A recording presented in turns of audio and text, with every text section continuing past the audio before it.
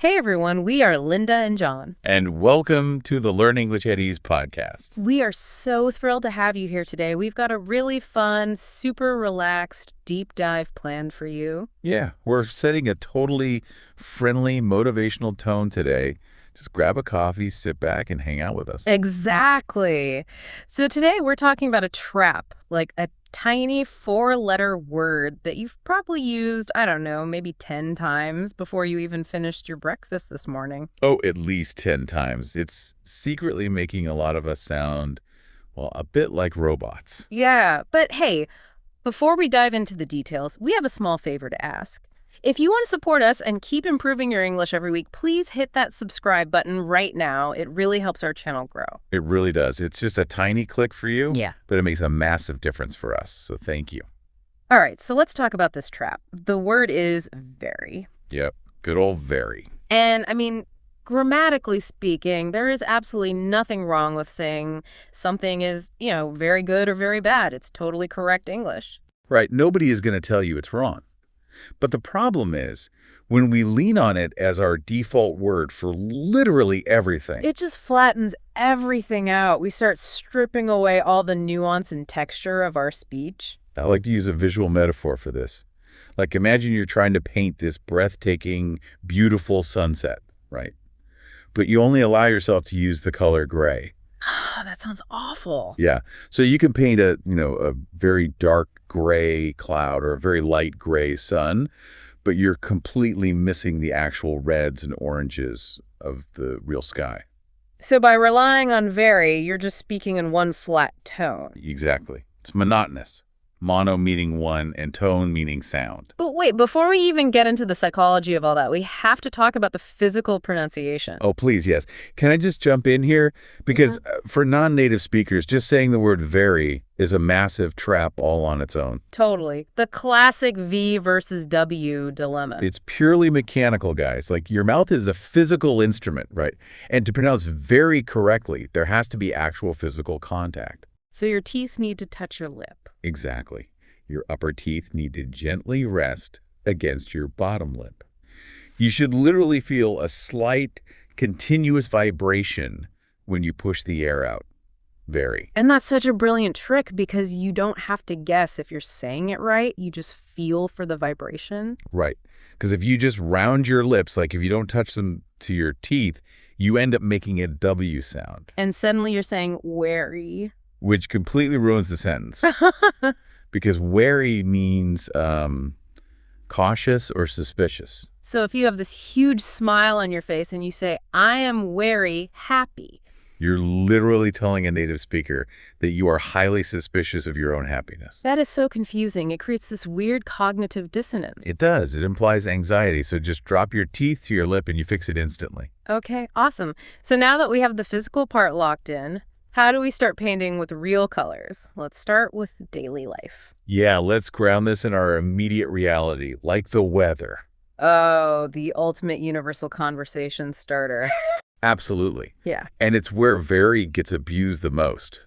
Like when it drops to minus 20 degrees outside, saying it's very cold, it's just, well, it's an understatement. You need a word that shows a physical state change. You need to say it's freezing. Right. Freezing implies real consequences. The water is actually turning to ice.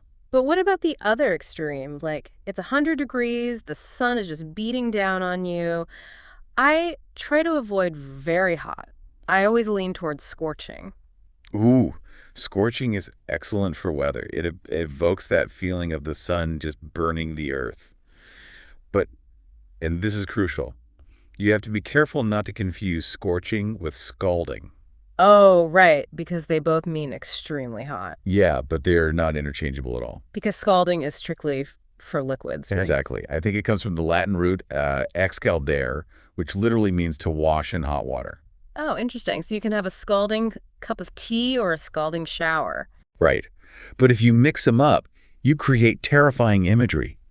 Like, imagine walking outside after a summer storm, pointing at the ground and telling a friend, watch out, those puddles on the sidewalk are scalding. Oh my gosh, they'd think a subterranean pipe burst. Totally. They'd expect the puddle to physically burn their skin off.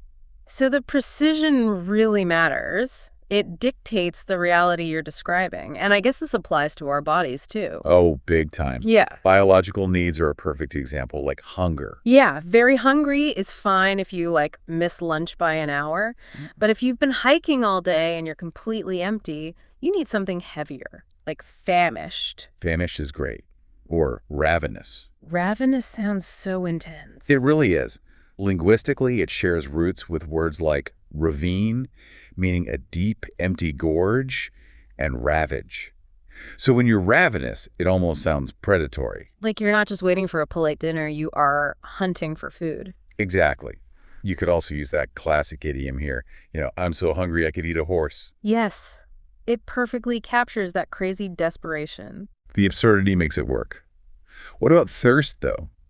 If you're out in that scorching sun, you're not just very thirsty. You are parched. Parched is such a visceral word. It always makes me think of those time-lapse videos of dry, cracked earth in the desert. Yeah, just completely dried out. I actually want to challenge you on this. Yeah. Next time you're at a crowded, super loud bar trying to get a drink, Okay, yeah. instead of yelling, "I'm really thirsty," just lean over and tell the bartender you are utterly parched. Oh, wow. Just be super dramatic about it. Yes, it cuts through the noise. It completely breaks the autopilot of normal conversation. I bet they'd hand me a water before I even ordered my beer. They totally would. That's the power of vivid language. Yeah. But if precision matters for physical survival, it's even more important for our emotions. Absolutely. This is where relying on very actually does a real disservice to the people we talk to. Let's take very sad.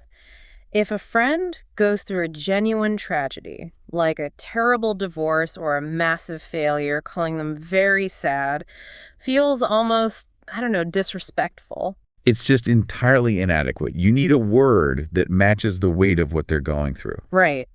Heartbroken is good. It is. But devastated is profound. If you look at the origin, it comes from the Latin devastere, which literally means to lay waste. Whoa. So it was used for war. Yeah, it describes cities that have been completely leveled and destroyed. So when you say a person is devastated, you're comparing their emotional state to a ruined landscape. You're acknowledging a total structural collapse in their life. Right. Their daily functioning has just stopped, which is why you have to protect a word like that. You don't say you're devastated because, your favorite bakery ran out of croissants. You save it for the heavy lifting. Exactly. Respect the weight of the word. But on the flip side, we have very happy, which is nice, but again, a bit flat. Thrilled or delighted are so much better. Yeah, they have great energy. But for an overwhelming state of joy, my favorite advanced word is jubilant. Jubilant. It just sounds happy. It has a wonderful history, too. Yeah. It ties back to the concept of a jubilee. Yeah. A massive public celebration. It's a loud communal joy. Like throwing your hands in the air. Or, if you want a more conversational native phrase, you could say you're on cloud 9. Oh, I love that idiom. It paints this untouchable floating imagery. It really does. So that's how we feel. What about how we describe other people? Now, that is a minefield of nuance. You have to be so careful. You really do. Like, if you want to compliment someone's looks, very beautiful is a bit generic. I prefer gorgeous. Gorgeous is excellent, especially for style. That coat is gorgeous. Or stunning, meaning they look so good it literally stuns your brain for a second. But intellect is much trickier to compliment.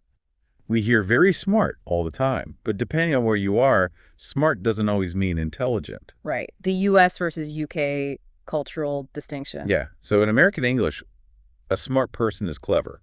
They have a good brain. But in the UK, if you say someone looks smart, you're complimenting their outfit, right? Yeah. Exactly. You're saying they have a nicely tailored suit, polished shoes, clean lines. So if you want to praise someone's mind globally, what should you use? You're much better off upgrading to brilliant or intelligent or witty if they're fast and funny. Those words travel across the Atlantic without any confusion. That's a great safeguard to have.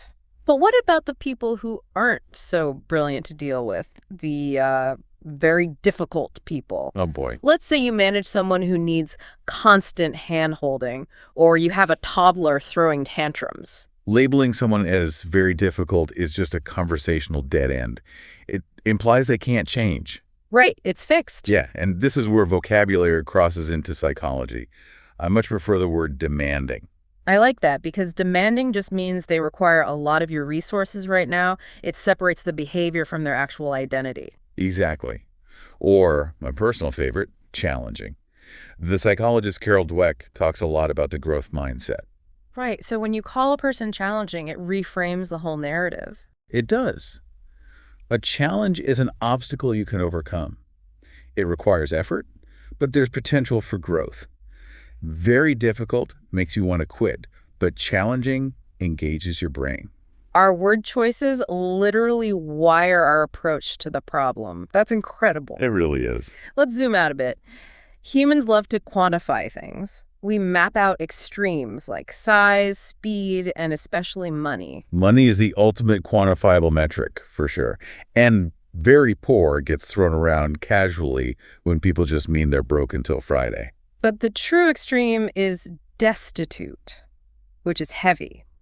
The Latin root, destitutus, means abandoned or forsaken. Wow. So it's not just a low bank balance. No, it's a complete lack of the basic means of survival. It's living on the street with zero safety net. It's the absolute bottom floor of poverty. But let's look at the ceiling. Very rich. Everyone wants to be very rich, but there's a critical difference between being rich and being wealthy. Oh, this is one of my favorite distinctions. I always use the Michael Jordan analogy for this. Oh, how does that work? So rich is having a high income. Michael Jordan making $20 million a season playing basketball. That's rich. Right, he can buy the mansions and the sports cars. But wealthy. Wealthy is the executive who owns the team or the brand that pays Michael Jordan. That is a perfect framing. Rich is transactional. It's tied to current cash flow, which can stop if you stop working. But wealthy is systemic. You own the underlying assets. Wealth implies longevity, you know? A rich person might work 80 hours a week to keep up their lifestyle. A wealthy person has bought back their time. Their money works for them in the background. So when you say, I want to build wealth, you're signaling a much deeper understanding than just saying, I want to be very rich. Totally. Okay, what about physical space? Very big. We have huge, giant, tremendous, and for very small, we can use tiny. But my absolute favorite precision word here is minuscule. Especially for abstract things. Right, like risk or probability. You don't say the chances of winning the lottery are very small. You say they are minuscule. It implies something so microscopic, it barely registers on a math scale. And for how things move, pacing, very fast, easily becomes rapid. Like the tech industry is changing rapidly. But for very slow, Mm-hmm. the best descriptive word is sluggish. Sluggish. You instantly picture a slug. You do. It conveys this heavy, dragging physical resistance. It's not just moving at a low speed, it's a fundamental reluctance to move at all. Oh, I know that feeling. If you wake up on a dark Monday morning and you can't get your brain in gear, you aren't just moving slowly, you're sluggish. There's literal friction to your movements. Exactly. Okay, so let's take all these precision instruments and bring them into the professional world, the academic and corporate environment. The highest return on investment for your vocabulary. Yes, high-stakes communication. The words you choose in an office directly impact your credibility, like assessing quality. Right. If a colleague gives a great presentation, very good is polite, but superb is authoritative. And if you look at superb, it literally has the word super built into it, meaning above or beyond the baseline. But what if the presentation was a total disaster? Very bad. Sounds a bit like a child's assessment. You can use terrible or awful. Or, for true severity, horrendous. Horrendous is so visceral. The Latin root, horrere, means to bristle with fear. Like your hair standing on end. Exactly. So a horrendous mistake isn't just a typo. It's an error that sends a shockwave of fear through the department. That triggers a real physiological response. And Right. when we prioritize that mistake, we move away from very important. We use crucial. Or vital. Vital is excellent because it stems from vita, the Latin word for life. So a vital system update means the very life of the project depends on it. It is entirely non-negotiable. Now, what if the task is very simple? Casually, we might say, oh, it's a piece of cake. But in a corporate setting, the gold standard is straightforward. Okay, I want to push back on this one for a second just to play devil's advocate. Oh, let's hear it. In a hyper-fast, high-stress office, efficiency is everything, right? So doesn't saying, this is very simple, communicate the point faster than a longer word, like straightforward? I see the logic there, and speed is definitely currency. But I'd argue that simple and straightforward send completely different signals to your boss about your competence. How so? If you tell your manager a major project is very simple, it almost sounds dismissive, like you haven't thought it through, and anyone could do it. Okay, I can see that. But if you say the path forward is straightforward, it projects massive authority. It tells your boss you evaluated all the variables, looked for hidden obstacles, and found a clear, navigable route. Wow, that is a really sharp distinction. Ugh. Simple just describes the task, but straightforward describes your strategic assessment of it. Exactly. It positions you as the expert navigator. I love that. Yeah.